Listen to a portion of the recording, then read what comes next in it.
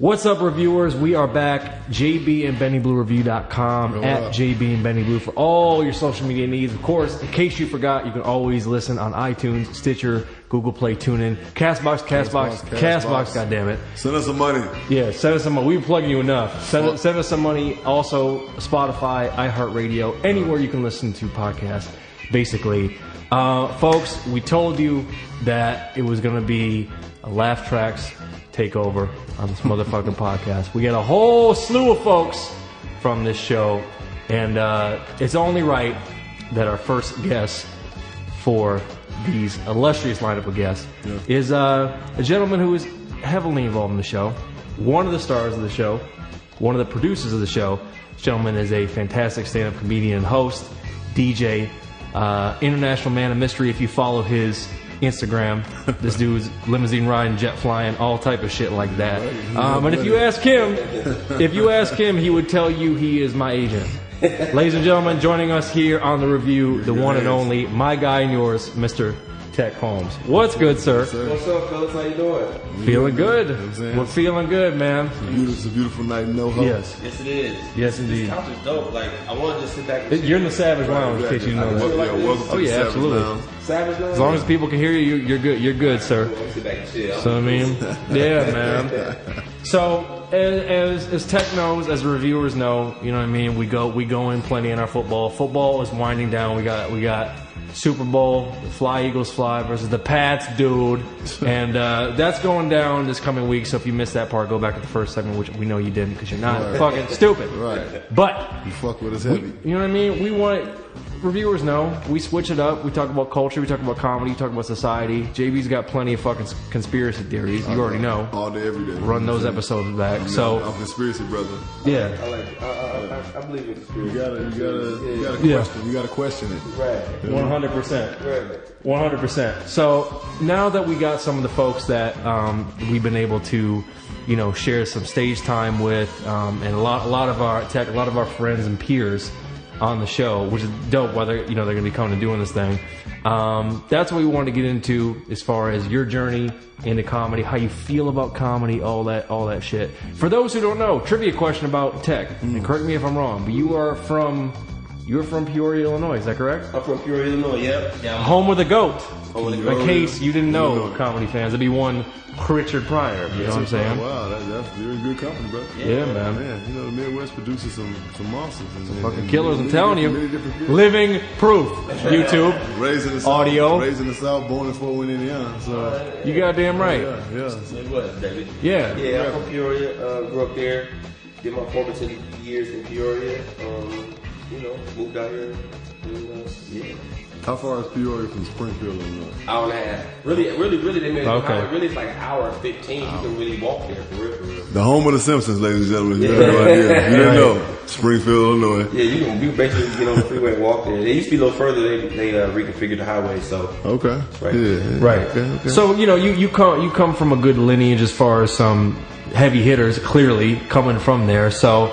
I mean, look, we ain't going to get into the deep bio talk. People who know the past know this gentleman. He looks a little bit different. Back in the day, kind of looked like Cisco's stunt double. We're not going to get into that. He wears clean suits. There we go. At the Laugh Mob Showcase, I told him on stage that he looked like he stole money from the Temptations back in the day. This is the hat that you had at Steve's. Man, it was a compliment. Yeah, I appreciate it, man. You had to grow up, man. But now you're on stage. You ain't fucking wilding out with your shirt off. Want a puka shell necklace? You know what I'm saying?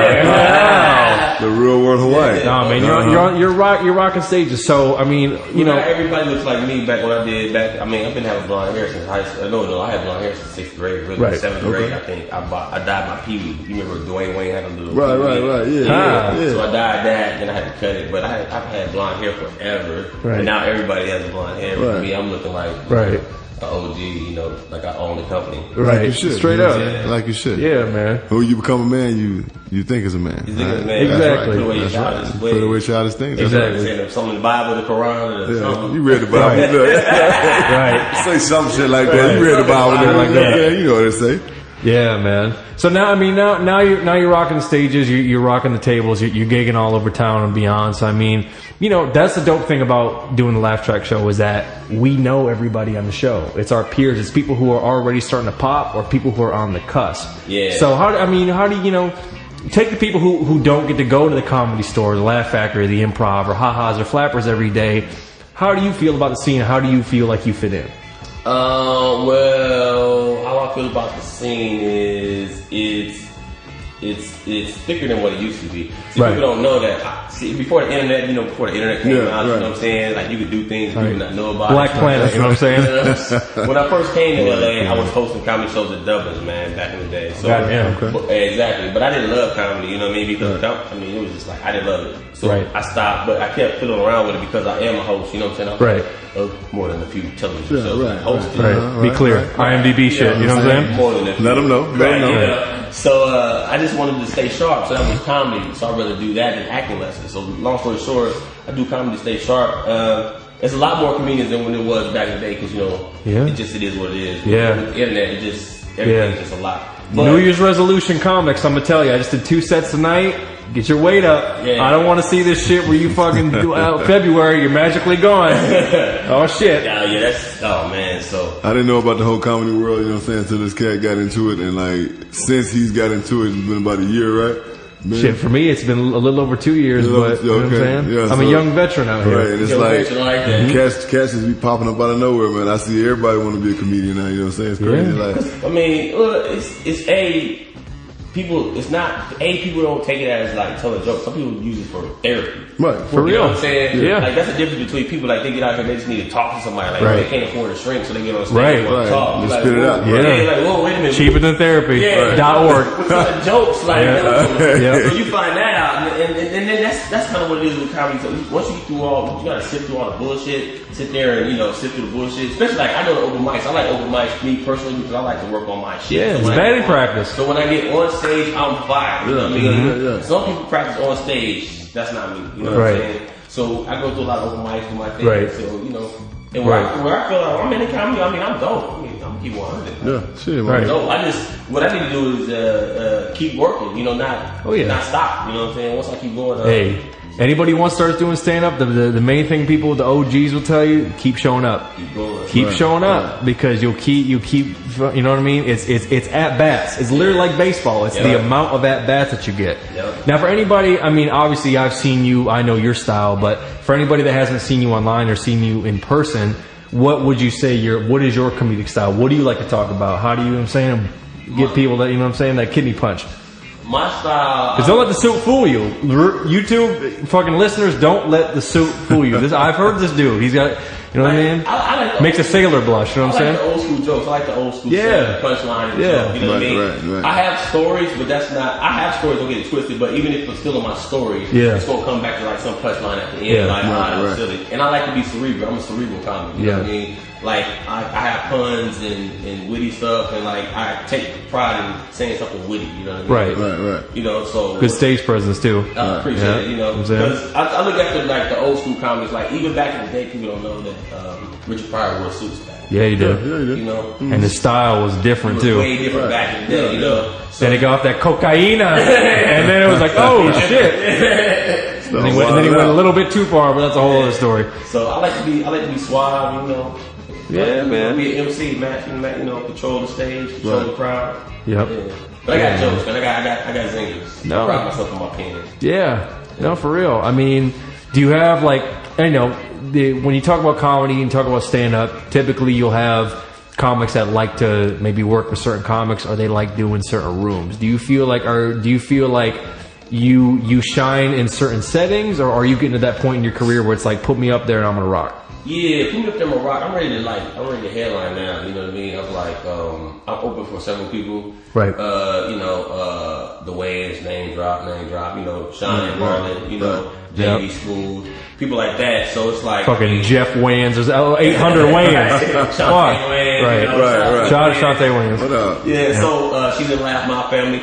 But I'm open Yep. for people already, so it's like, I think I got my material now, so I'm ready to like headline. Right. You know, I got about 20, 30 minutes that I can headline. Right. And it's just, I can just put me wherever, you know what I mean? It's Right. black, white, you know, because it just, It's about, man, talking to the crowd, man. It's about talking to the crowd, man. Making people as long as they can relate, right? You know what I'm saying? Yeah. That's what it's all about. Yeah, man. I had a dude tell me at Big Wayne one day, you know what I'm saying? Because I was, I get drunk and I like to talk shit. Oh, that's a fact. So the guy, he was like, man, you should go do open mic and yada, yada, yada. Your stories are funny as shit. I was like, I don't think I can do it. I said, you guys, I take my hat off to you guys, you know what I'm saying? Because that's a different level of courage, you know what I'm saying, to hop up there, because people already come to comedy shows like, I ain't laughing at shit. Yeah. You know what I'm saying? They like, especially in this town. Doing the small joints. Like, we used to go to motherfucking little spot right up here that just closed.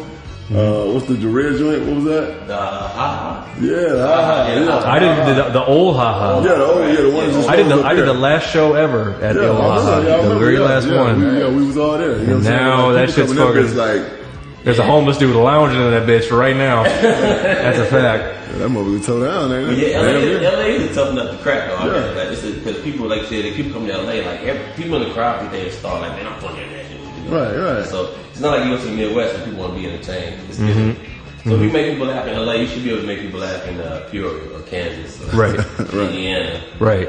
So, I mean, with that in mind, you know, like you said, you've been able to open for some folks. You already had your network going into it, so that's got to be a plus. So now, I mean, obviously, LA's LA. This LA or New York, this is where you're at to get good. Right. But, like you said, your bread is buttered in the Midwest, in the South, in Canada, in other parts of the world. So, like, what do you have? I mean, what do you have on the horizon? What do you want to do to expand that Teck Holmes stand-up brand? You know what I mean? Touch the people, if you will. I'm about to touch the people, man. It's crazy. Like, right now, we have a great show on television right now called LaffTracks. Oh, that's correct. We're going to get to that in the next segment. You know, right. Cats, you know what I'm saying? But I can't have to say that to say that, when is this airing?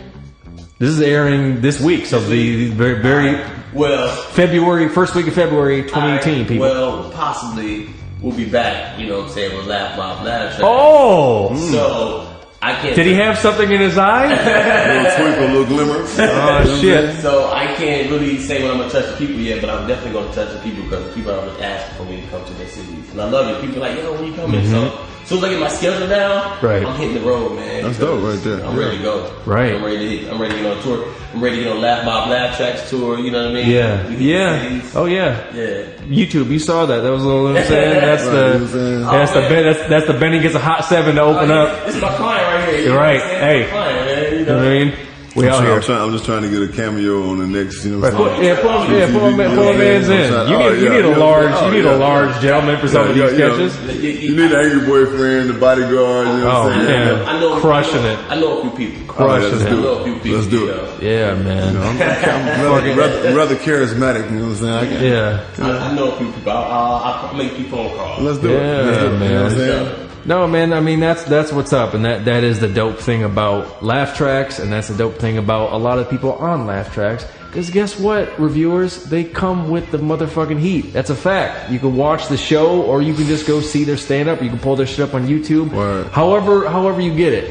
Finally, wrapping up this quick segment before we get into to LaffTracks. What do you got? I mean, this February, these next coming months, what do you got coming up show-wise? What can you plug on that end? I got he needs his phone, ladies and gentlemen. His calendar. I'll be at Corky's. I'll be at Corky's and I'll be in Glendale. I'll be at Corky's. Hello, Armenians. Yeah, I'm gonna say the Armenians gonna be in the building. And I got here. Armani Exchange. What up? See, I have a smartphone, so I'll do the smart thing and I put them in my phone. There you go. But if you want to, see where I'm at, everything is Teck Holmes. TECKHOLMES, Teck Holmes. You don't have to follow me, but if you want to know where I'm at, it's Teck Holmes, man. There it is. So he'll plug all his shit one more time before we cut out. But I got shows coming up now. You goddamn right. Yeah. He's got a different suit for every show. For that ass. Bob Barker style, you know what I'm saying? I didn't know it was gonna be on camera. I feel underdressed now. Like, come on, man. You're clean. You're clean. You got bright colors. You kind of match you in the couch. You actually. You in the couch. You might get a solo player shot in this one. You know what I mean?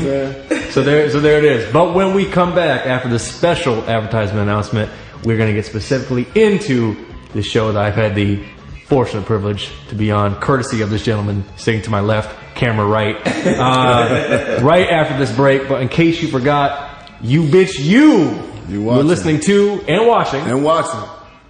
It's real now. The JB and Benny Review. We'll be right back. Fucker. Yeah.